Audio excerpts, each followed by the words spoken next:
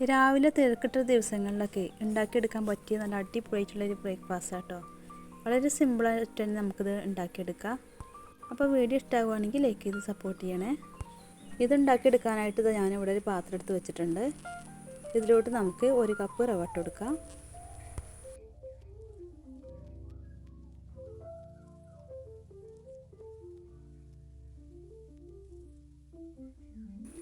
പിന്നെ റവ എടുത്ത അതേ കപ്പിന് തന്നെ 1 കപ്പ് ഗോതമ്പ് പൊടിയും കൂടെ ഇട്ട് കൊടുക്കട്ടോ. ഇനി ഇതിലോട്ട് നമുക്ക് ആവശ്യത്തിനുള്ള ഉപ്പും കൂടെ ചേർത്ത് കൊടുക്കാം.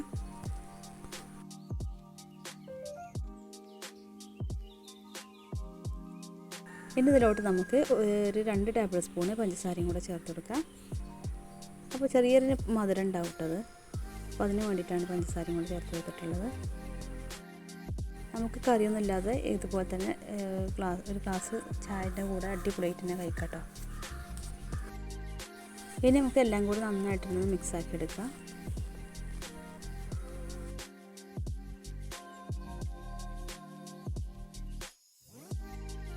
അപ്പോൾ അതെല്ലാം കൂടി നന്നായിട്ട് തന്നെ മിക്സാക്കി എടുത്തിട്ടുണ്ട്. ഇനി നമുക്കിതിലോട്ട് പാൽ ചേർത്ത് കൊടുക്കാം.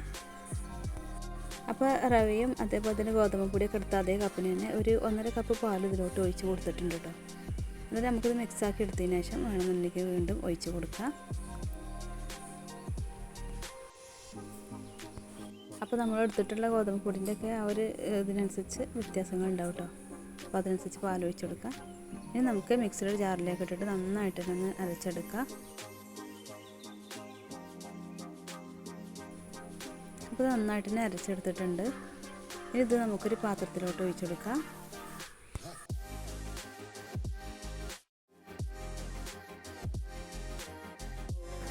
അപ്പോൾ കണ്ടില്ലേ, ഈ ഒരു ലൂസിലാണ് കേട്ടോ നമുക്ക് മാവ് വേണ്ടത്. ദോശമാവിൻ്റെ ഒക്കെ ആ ഒരു കട്ടി ഉണ്ടാവുമല്ലോ, ആ ഒരു കൺസിസ്റ്റൻസിയിലാട്ടോ നമുക്ക് വേണ്ടത്.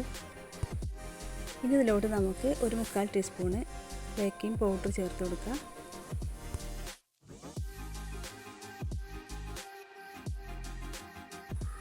പിന്നെ ഇതിലോട്ട് 1/2 ടീസ്പൂണ് ബേക്കിംഗ് സോഡയും കൂടെ ചേർത്ത് കൊടുത്തിട്ട് നന്നായിട്ട് തന്നെ മിക്സാക്കി എടുക്കാം.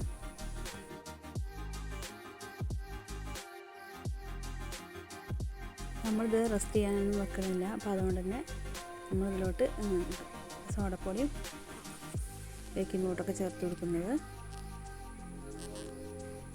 ഒട്ടും കട്ടില്ലാതെ നന്നായിട്ടുണ്ടെന്ന് മിക്സാക്കി എടുക്കാം കേട്ടോ.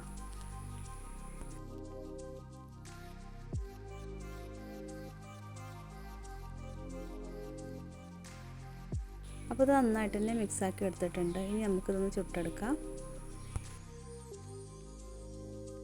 അപ്പോൾ ഇത് ചുട്ടെടുക്കാനായിട്ട് ഞാനിവിടെ ചെറിയൊരു പാനായിട്ട് എടുത്തിട്ടുള്ളത്. ഇതിലോട്ട് നമ്മൾ കുറച്ച് നെയ്യൊന്ന് ബ്രഷാക്കി കൊടുത്തിട്ടുണ്ട്. പാൻ നന്നായിട്ട് തന്നെ ചൂടായി വന്നിട്ടുണ്ട് കേട്ടോ. ഇനി നമുക്കിതിലോട്ട് മാവ് ഒഴിച്ചെടുക്കാം.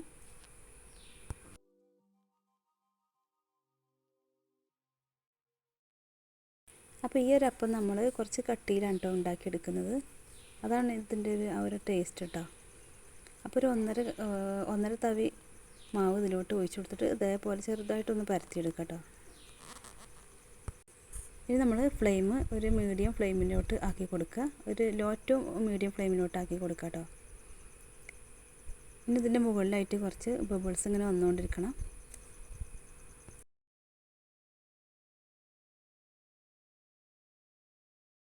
അപ്പോൾ അത് പെട്ടെന്ന് തന്നെ മറിച്ചിട്ട് കൊടുക്കരുത്. നന്നായിട്ട് തന്നെ ബബിൾസ് വന്നതിന് ശേഷം ഇത് മറിച്ചിട്ട് കൊടുത്താൽ മതി കേട്ടോ.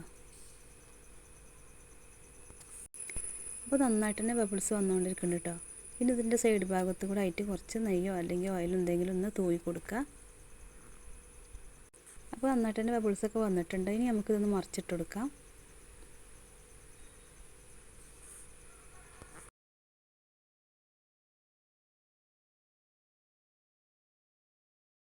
അപ്പോൾ ഇത് ഒരു ഭാഗം നന്നായിട്ട് തന്നെ ആയി വന്നിട്ടുണ്ട്. ഇനി ഇതിൻ്റെ അടിഭാഗം ഒന്നുകൂടി ഒന്ന് ആയി വരാൻ വേണ്ടിയിട്ട് നമുക്ക് കുറച്ചും കൂടി ഓയിലൊന്ന് തൂവി കൊടുക്കാം കേട്ടോ.